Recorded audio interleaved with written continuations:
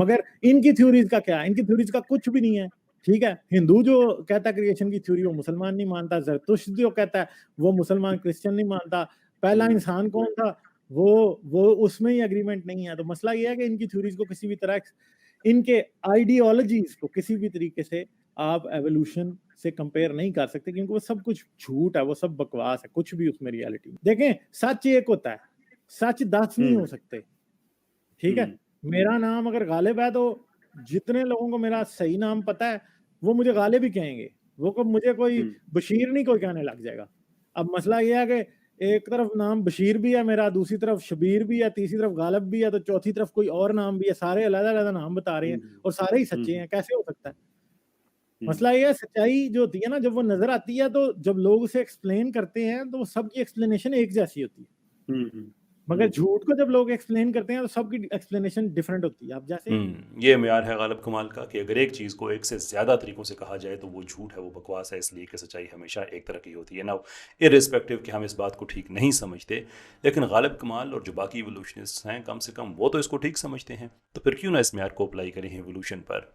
Seat belts باندھ دیجیے, کیونکہ ہم بات کرنے جا رہے ہیں ایوولوشن کے فیکشنز پر, یعنی کہ ایوولوشن کے جو مختلف فرقے ہیں ان پر.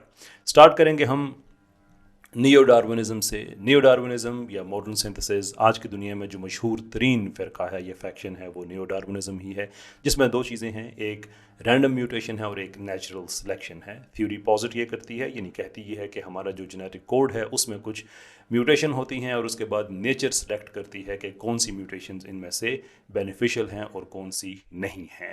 نیچرل سلیکشن یہ پرٹیکولرلی یاد رکھیے گا, اس لیے کہ نیچرل سلیکشن ایک مشہور میکنزم ہے اور یہی فیصلہ کرتا ہے کہ آرگنزمز میں سے کون سے ایسے ہیں جو اپنے ماحول کے ساتھ بہتر موافقت پیدا کرتے ہیں. لیکن اس میں پرابلم کیا ہے؟ پرابلم یہ ہے کہ ایک اور ایوولوشن کی تھیوری ہے جس کو نیوٹرل تھیوری کہا جاتا ہے, اور یہ آسان الفاظ میں کہتی ہے کہ جو نیچرل سلیکشن ہے وہ ایک بکواس کے سوا کچھ بھی نہیں ہے.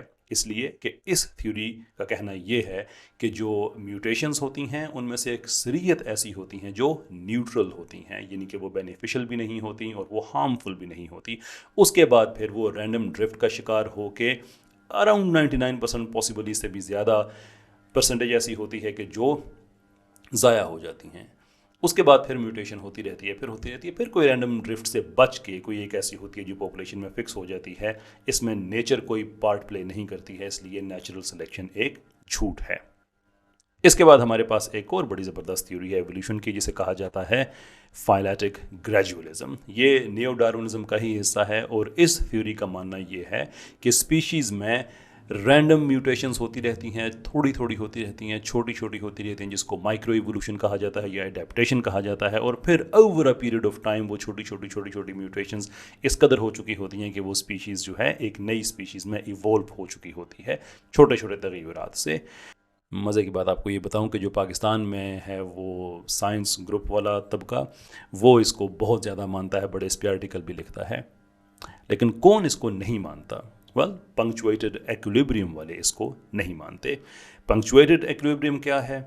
پنکچویٹڈ ایکولیبریم ایک اور تھیوری ہے جو کہتی ہے کہ نہیں, اصل پرابلم جو ہے وہ یہ ہے کہ کوئی چھوٹی چھوٹی ویریشنز نہیں ہوتی. In fact it is all about saltations, and before saltations it is all about stasis. Stasis یعنی کہ millions of years کوئی اسپیشیز میں کوئی اقرار واقعی چینج نہیں آتا, چھوٹے موٹے تغیرات آتے رہتے ہیں, جیسے کہ ایک انسان ہے, کسی کا رنگ گورا ہے, کسی کا سانولا ہے, لیکن بہرحال دونوں انسان ہیں. اس طرح کے چھوٹے موٹے چینجز آتے رہتے ہیں کئی ملین سال میں, لیکن کوئی مورفولوجیکل شفٹ نہیں ہوتی. مورفولوجیکل شفٹ مینز کہ ایک اسپیشیز کا دوسری اسپیشیز میں ایوالو ہو جانا, اور پھر کئی ملین سال کے بعد بڑی تیزی سے ابرپٹ طریقے سے آف کورس جیولوجیکلی اسپیکنگ ایک نئی اسپیشیز وجود میں آ جاتی ہے. اس لیے جو فائلیٹک گریجولزم کا کانسیپٹ ہے وہ جھوٹ ہے نا. چونکہ دونوں ہی یہ فیکشنز بڑے تگڑے ہیں, اس لیے کچھ سائنسدانوں نے ان کو جوڑنے کی کوشش کی اور ایک نیا آئیڈیا لے کے آئے. وہ نیا آئیڈیا ہے کہ گریجولزم اور پنکچویٹڈ ایکولیبریم یہ دونوں ہی ٹھیک ہیں.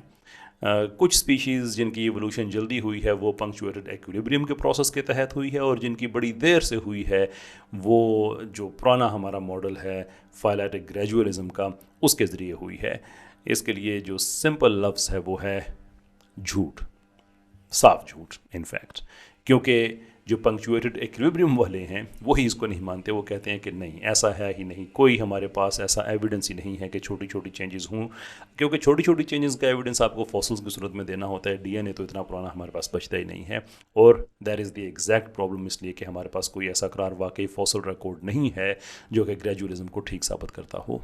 एंड देन ऑफ कोर्स हमारे पास है द थर्ड वे इवोल्यूशन, जिसको डार्विनियन साइंस ही नहीं मानते इन मैनी वेज, और ये जो हैं ये डार्विनियंस को इतना ज़्यादा अप टू डेट नहीं मानते। जो थर्ड वे एवोल्यूशन है ये बेसिकली एक लमार्कियन आइडिया का एक स्पिन ऑफ है, उसी से ये बड़ा मिलता जुलता ये कॉन्सेप्ट है। ये पिछले 20-30 साल में ये सामने आई है, फिर उसके बाद कुछ ये इसने अपना मोमेंटम लूज़ किया और अब फिर ये मोमेंटम गेन कर रही है। बड़े बड़े साइंसदान जेम्स शपीरो, डेनिस नोबल, इस तरह के हैं जो इसके प्रोपोनेंट्स हैं, और इन्होंने बड़ी डैमिंग स्टेटमेंट्स दी हुई हैं डार्विनिज्म के बारे में। दो जो आपको नज़र आ रही हैं ये आपको इनकी वेबसाइट पे भी नज़र आ जाएंगी, जिसमें वो कहते हैं कि neo Darwinism ignores important rapid evolutionary processes such as सिम्बियोजेनेसिस, horizontal DNA transfer, action of mobile DNA and epigenetic modifications. यानी कि जो डार्विनिज्म है, नियो डार्विनिज्म, वो तो सिर्फ दो चीज़ों पे बात करता है, रैंडम म्यूटेशन और नेचुरल सिलेक्शन, जबकि हकीकत यह है कि इवोल्यूशन और कई तरीक़ों से हो सकती है, जिसमें कुछ तरीके उन्होंने लिखे। और इंटरेस्टिंगली जो उनका दूसरा एतराज़ है वो ये है कि कुछ डार्विनिस्ट ऐसे हैं जिन्होंने नेचुरल सिलेक्शन को एक यूनिक तरह की क्रिएटिव फोर्स का दर्जा दे दिया है कि जितने डिफ़िकल्ट क्वेश्चंस हैं वो नेचुरल सिलेक्शन पे डाल दो, जिसकी समझ ना आए या जिसका जवाब ना दे सको वो कह दो कि वेल ये नेचुरल सिलेक्शन है, इस वजह से ऐसा है। नाउ उन्होंने कहा है कि कुछ डार्विनिस्ट्स, लेकिन हकीकत हमें पता है ये कुछ नहीं है, ये ओवरवेलमिंग मेजॉरिटी है डार्विनिस्ट्स की जो ऐसा समझती है, इसलिए ये डार्विनिज्म को सिरे से ठीक ही नहीं समझते। नाउ मैंने सिम्बियोजेनेसिस की बात की। सिम्बियोजेनेसिस क्या है? वेल ये एक आइडिया है जो ये कहता है, ये एक थ्योरी है जो कहती है कि वो जो ग्रेजुअलिज्म है और वो जो छोटी छोटी जो तगय्युरात हैं, जो रैंडम म्यूटेशन है, वहाँ तक आप लोग रुके हुए हैं, लेकिन हकीकत ये है कि जो सिंगल सेलड ऑर्गेनिजम्स हैं जैसे कि बैक्टीरिया, वो आपस में मिल के एक नई नौ को भी तश्कील दे सकते हैं। देयरफॉर हम आपसे मुख्तलिफ हैं। दिलचस्प बात ये है कि ये इतने ज़्यादा डिफरेंसेस हैं कि अब इनको छुपाया नहीं जा सकता। चूँकि छुपाया नहीं जा सकता तो फिर इसका सॉल्यूशन क्या है? इसका सॉल्यूशन है एक नई थ्योरी, और नई थ्योरी ये है कि इन सबको इकट्ठा कर दो। इसको कहते हैं कि नाम है इसका एक्सटेंडेड एवोल्यूशनरी सिंथेसिस, कि जितने भी ये डाइवर्जेंसेस हैं इनके मेन एस्पेक्ट्स को इकट्ठा करो और एक नया मॉडल बनाओ, और लेट अस सी कि उसको हम लेके आगे चल सकते हैं, जिसके अंदर सारी चीज़ें आपको नज़र आ रही हैं। For example developmental biology, genomics, epigenetics, ecology, जो कि आगे हम न्यूट्रल थ्योरी का बात कर रहे थे वो इकोलॉजी का हिस्सा है, एंड सो फोर्थ। तो इन सब को इकट्ठा करते हैं तो ये हमारे एक्सटेंडेड एवोल्यूशनरी सिंथेसिस बन जाएगा। क्वेश्चन, क्या इस पे सब मुत्तफिक हैं? And the answer, absolutely not. इस पे सब मुत्तफिक नहीं है। नेचर में एक रिपोर्ट पब्लिश हुई है जिसका नाम ही था कि does evolutionary theory need a rethink, और समरी उन्होंने लिखी है कि जो केविन लालैंड और उनके जो कोलीग्स हैं, जो इस ग्रुप यानी कि उनके सरदार हैं, उनके सो टू स्पीक लीडर हैं, वो कहते हैं जी भी अर्जेंटली हमें इसमें रीथिंक करने की ज़रूरत है। और जो दूसरी पार्टी है जिसमें ग्रेगरी ए रे और उनके कोलीग्स हैं, वो कहते हैं नहीं नहीं नहीं, सारा ठीक चल रहा है। सो एज वी स्पीक सारा कुछ ठीक नहीं चल रहा, क्योंकि अगर सारा कुछ ठीक चल रहा होता तो नेचर जैसे पब्लिकेशन तक ये बात ना जाती और इतने ज़्यादा फ़िरके हमारे सामने ना आते ना। इवोल्यूशन क्या वाकई ही सच है जबकि उस पर इतना ज़्यादा इख्तलाफ पाया जाता है? एक दफ़ा फिर पूछते हैं गालिब कमाल से।